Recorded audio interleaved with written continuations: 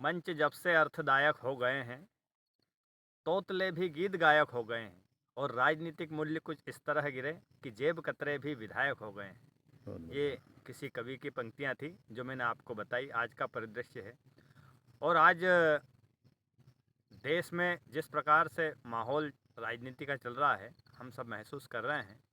और राजनीति केवल हमारे गांव, शहर, नगर, प्रदेश और देश तक ही नहीं, अंतर्राष्ट्रीय स्तर तक भी राजनीति का जो स्तर है वो बहुत गिर चुका है। हम ये सब महसूस कर रहे हैं। हम अमेरिका के राष्ट्रपति ट्रंप साहब को देख रहे हैं। वो बदनाम बार बार हमारे मोदी जी को करते हैं कि उन्होंने मेरा फ़ोन नहीं उठाया, और कभी कहते हैं कि उन्होंने मेरे को फ़ोन लगाया था, मैंने उनका फ़ोन नहीं उठाया, मैंने उनको जबरन बुलाया। और कभी कहते हैं कि वो जबरन आए मेरे से मिलने। तो इससे हम महसूस कर सकते हैं कि राजनीति का मूल्य किस प्रकार गिर चुका है।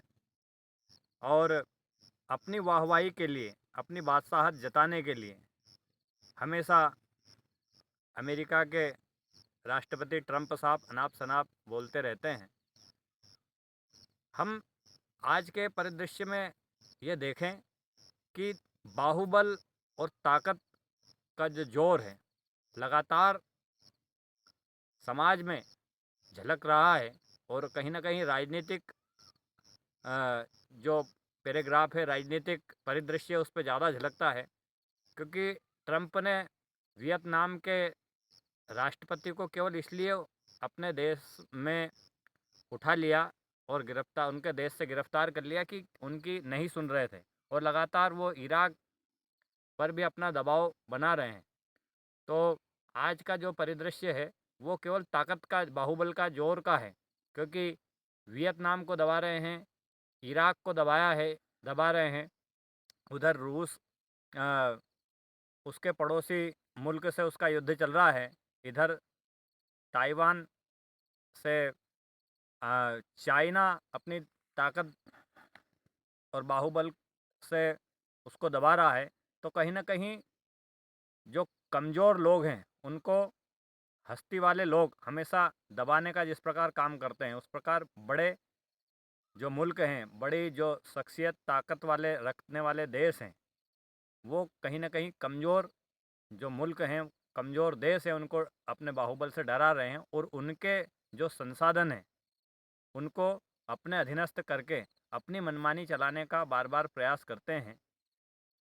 तो हम इसको देखें और ये महसूस करें कि अपने देश को कैसे न कैसे उन्नत बने। इस प्रकार हमको इस दिशा में काम करना चाहिए कि हमारे देश पर, जो विश्व की सबसे बड़ी लोकतांत्रिक प्रणाली पे चलने वाला लोकतांत्रिक देश है, वो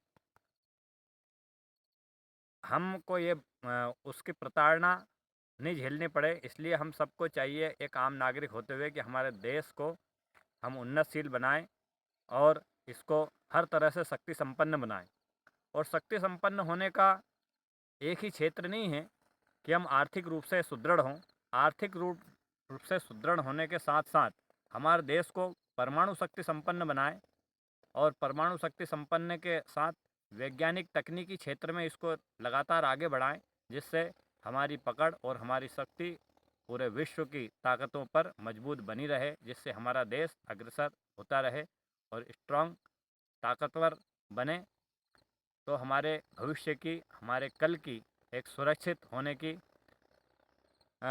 हम कल्पना कर सकते हैं। नहीं तो हमारा देश लगातार विदेशियों के आक्रांताओं के अधीनस्थ रहा है। हमारे देश पर कई बार युद्ध थोपे गए और हमारा देश हजारों सालों से अनेक ताकतों के का गुलाम रहा।